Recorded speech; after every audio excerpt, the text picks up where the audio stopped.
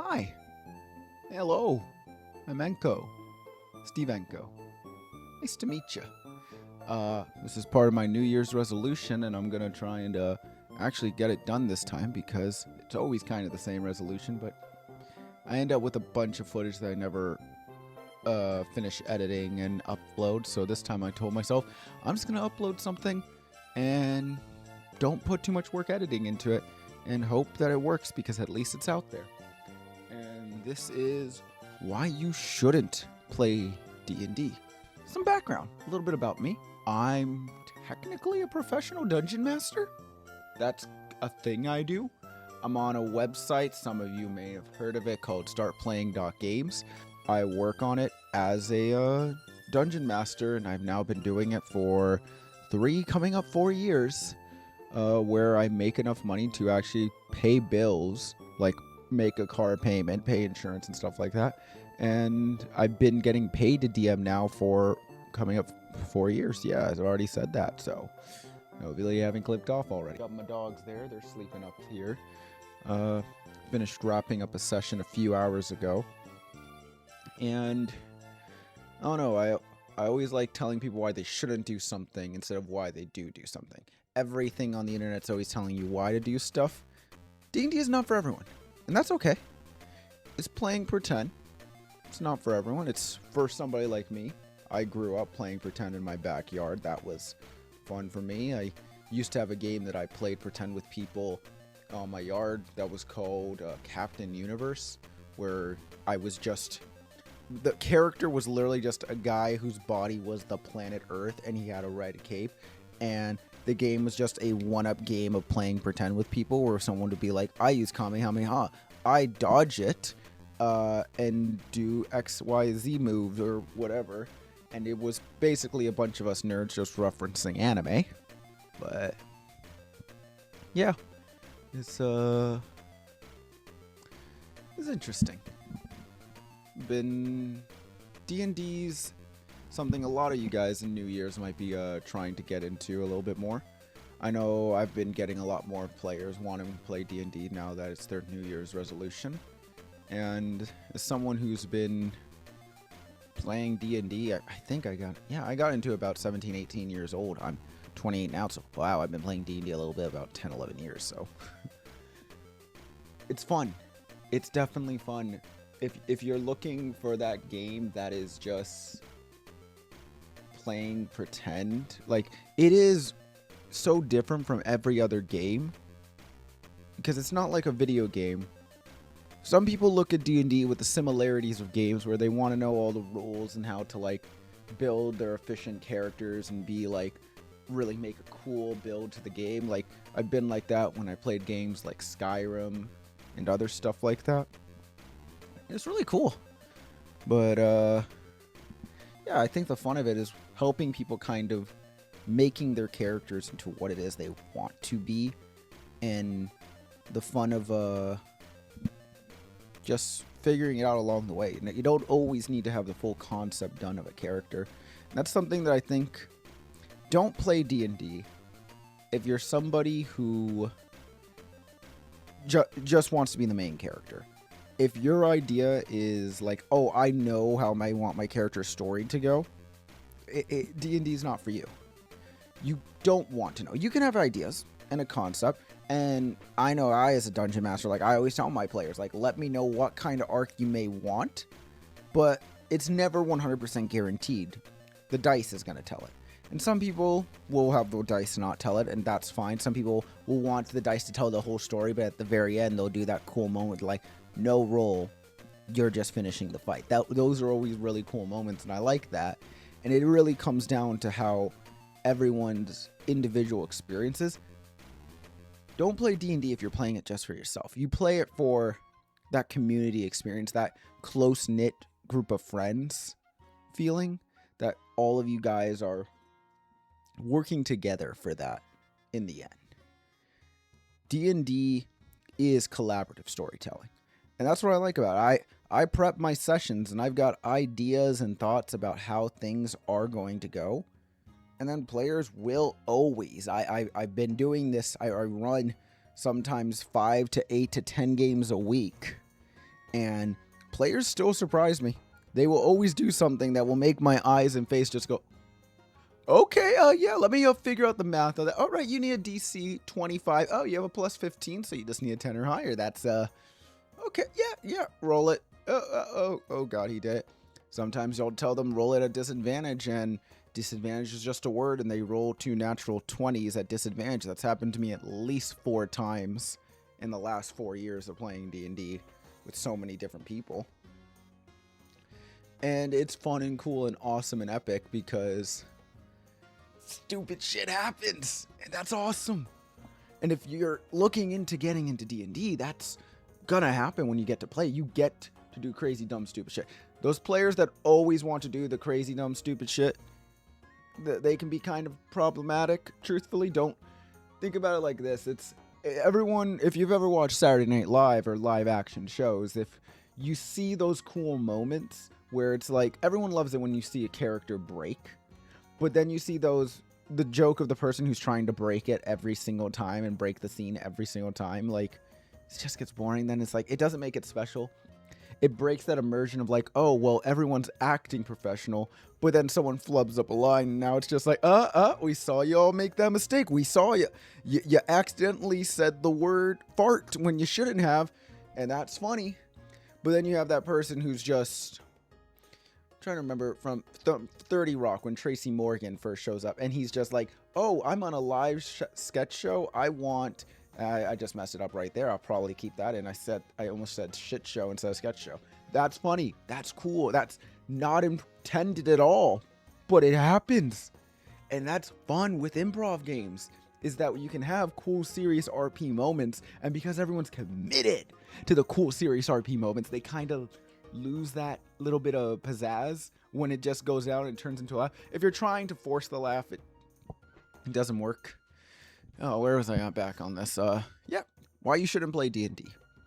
You shouldn't play D&D if you want a power fantasy.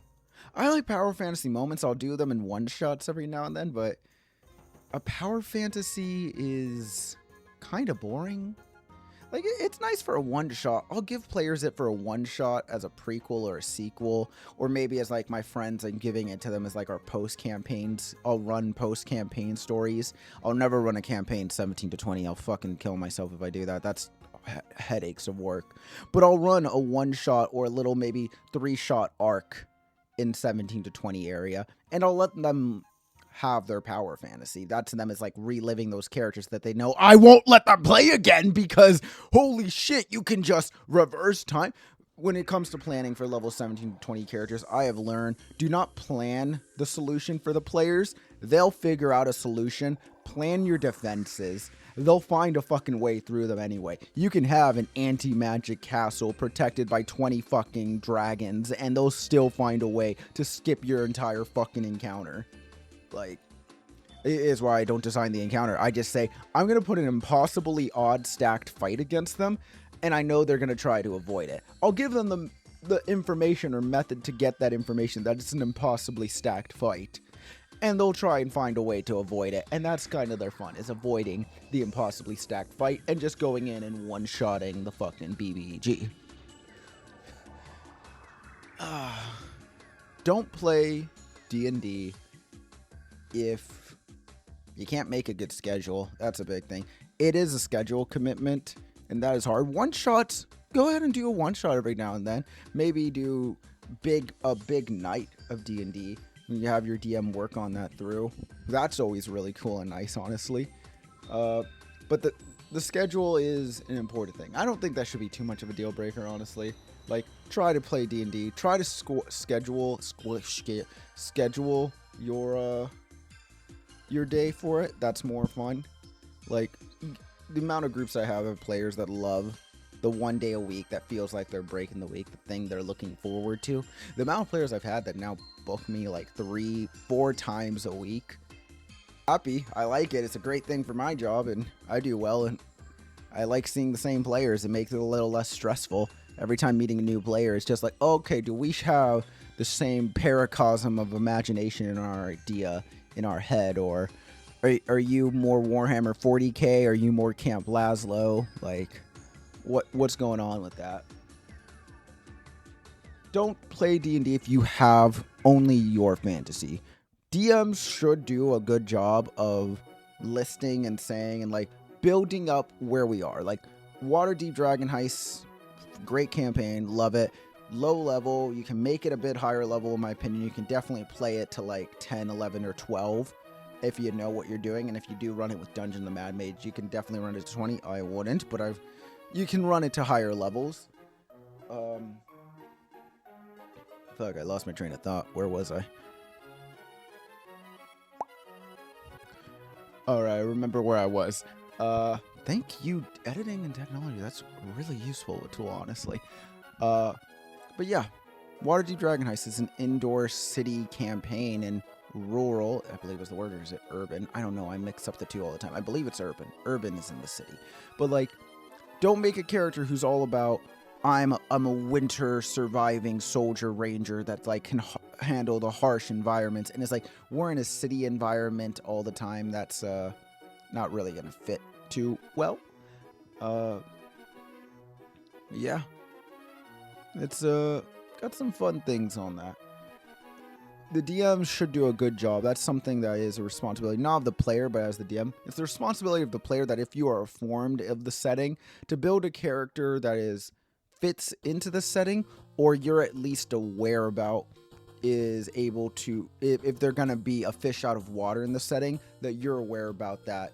And the DM should make sure that you're not too much of a fish out of water, right? If you're a character who's an outdoor surviving natural character and you're inside the city, you can make that work. I love fish out of water storylines, and you can do stuff where it's like, hey, the ranger that can talk to animals, guess what? There's still rats, there's still pigeons, there's still little bits of nature and animals and the wild that exists still within the city.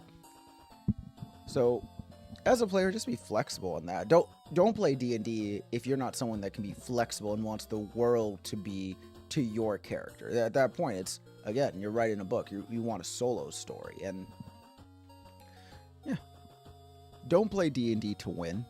Don't play D&D if you want to win, really. Like, D&D isn't about winning, it's about storytelling. It's, to me, it has been, and I know for a good amount of people, and this may not be you, but for me, it's definitely that reminiscent feeling of watching Saturday morning cartoons. That like, oh, I remember growing up and watching Yu-Gi-Oh! And thinking like, what's going on? Like, is Yugi gonna get banished to the Shadow Realm this time? Is Kaiba gonna go ahead and get destroyed? Like, is Joey gonna get killed? Like, wondering what's gonna go on with all the side characters.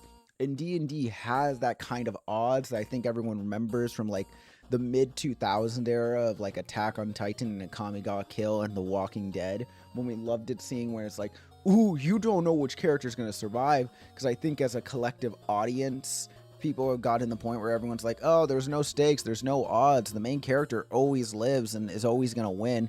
And we got tired of the good guys always like winning, and we liked there to be odds. We liked there to be stakes. Hunger Games did well because it was like everyone dies against except one. Walking Dead, everyone picks their favorite character, one's gonna die. Game of Thrones, I kicked off and everyone's like, who's gonna survive that? Ooh, I can turn on lights with this one. Blue, red. I think I got rainbow. This is changing colors. Here we go. Yes, rainbow. That might do better. Pretty. But yeah, if you can't want a scripted win. I want my players to win, but I don't hand it to them. I want them to earn it. That's more fun for me. And I think that my players enjoy that more. The fact that they feel they are earning a victory. And that's what, like, I think died for some audiences when we were watching shows and we were like, well, the main character's going to win. It doesn't feel earned anymore. We didn't feel like they were in any danger. Like the rule of three of like fail once, fail twice, earn it 3 times. And that payoff feels so much better once you failed once or twice. As a DM, nothing excites me more than when I beat the players with an NPC once, knock them down, or even kill one of them, and then I have that NPC leave so that they can fight that NPC another time. That to me is like, oh, you all want a vendetta now. And every time, I had that happen one time where one group fought a lesser Bayrog in Waterdeep Dragon Heist, and it was tied to a player character's backstory. And he 1v1 killed that player character because that player character didn't tell the party of it. Party arrived, found him, revivified him, brought him back from the dead, finally got him to open up about his past and what he had done. They encounter that character again in their second campaign. This time they're like all above level like 6, 7, or 8 at this time. And yeah, they fight him again. And he ends up killing the party's paladin, who was like the leader of the party, in a very Gandalf the Grey-esque fashion. And it was so cool at a horrible moment. The party had felt like they were finally going to get to beat him. But when they encountered him, they had already lost so much. They were in such a bad spot and they knew they could not win. And the paladin player said, like, I will hold the fucking line. And that was such a great moment that I know so many of those players remember as like one of the defining moments of that campaign, because that campaign had then turned into a Baldur's Gate descent into Avernus, and that was in the Avernus chapter when the characters were in the burning city in the Nine Hells and everything was going wrong for them and they were trying to get away and they had to leave one of their own to, in a Naruto fashion, like hold the line while the rest of them escaped.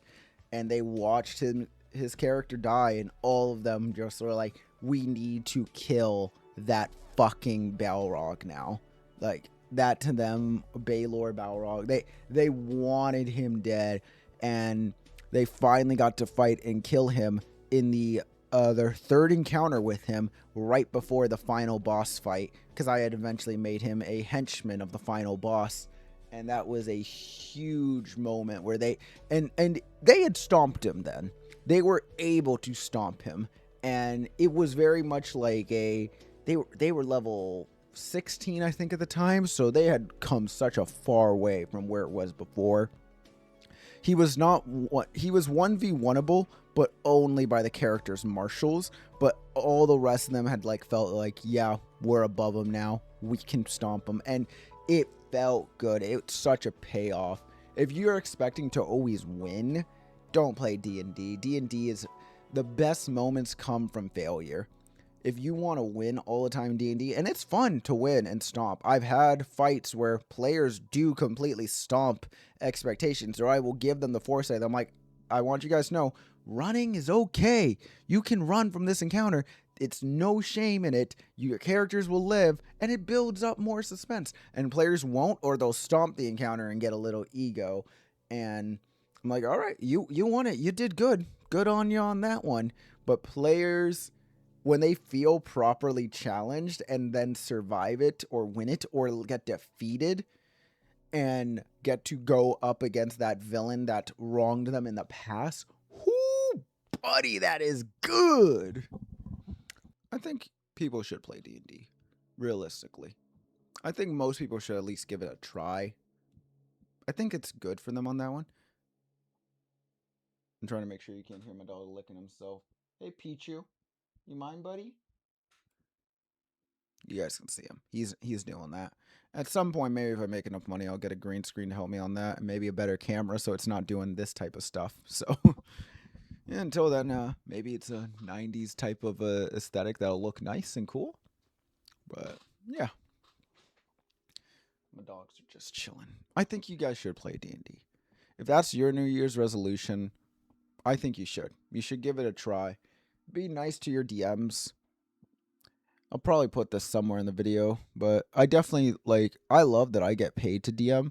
I wish it didn't need to be a job, but I live in a place where everything is a monthly subscription in America, so you need money to survive, and I like and love the fact that my friends allowed me to transition into just DMing multiple friend groups. That's how it kind of started for me, to be quite honest.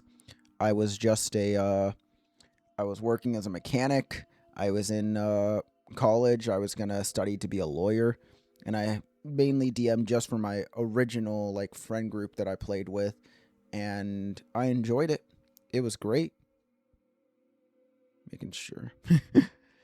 But I enjoyed it. It was really fun, and I really enjoyed doing it. And then I had another friend group ask me if I DM for them. And I told them, like, between college, between my part-time job that was like 35 hours a week, and the one game that I had of my 2 days off that was on one of those 2 days off, I was like, I don't want to be DMing that much. And then they told me that they would pay me, and then I told my job, like, hey, can I take this extra day off from work? Told them it was school, so that worked for that. And I was able to, like, get to do that. I was able to start doing more. And then another group of friends asked me, one of my friends that was from work asked me if I could DM for them. And it just started kicking off where I had a bunch of real life friends start asking me to DM for them. And I would just take off work and start doing it. And my idea was, like, if I can make like just as much as minimum wage DMing, I'll be fine. I'd rather do that. It was less hours. I want everyone to be able to play D&D. If I had the time and money, I would run at games for more people, for community centers and stuff. But back on topic, you should try D&D. If you don't want to, that's fine. It's not for everyone. Playing pretend can be very scary, intimidating, and vulnerable. But like most of our closest relationships with friends, loved ones, and family, being vulnerable with someone is kind of what makes the experience that we live together kind of more enjoyable. Getting to know someone at these levels, and it's just playing pretend and just throwing down all these gates and barriers. I play characters that weren't my type. I loved Avatar Aang and Uncle Iroh, Qui-Gon Jinn, Yoda. Like, I also loved my edgelord characters, my Batmans, my, like, trying to think of other edgelord characters, but I can't off the top of my head. Maybe I'll put some through here if I can figure out editing. But D&D is putting yourself in a vulnerable spot.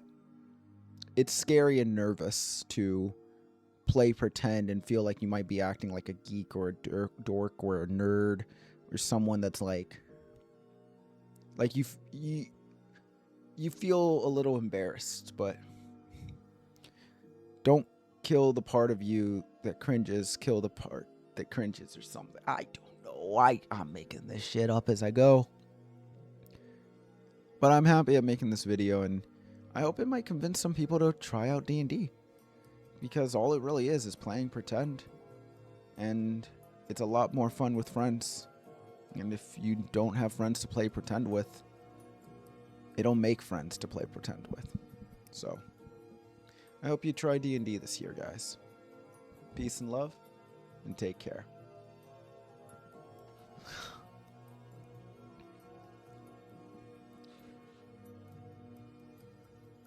Hmm.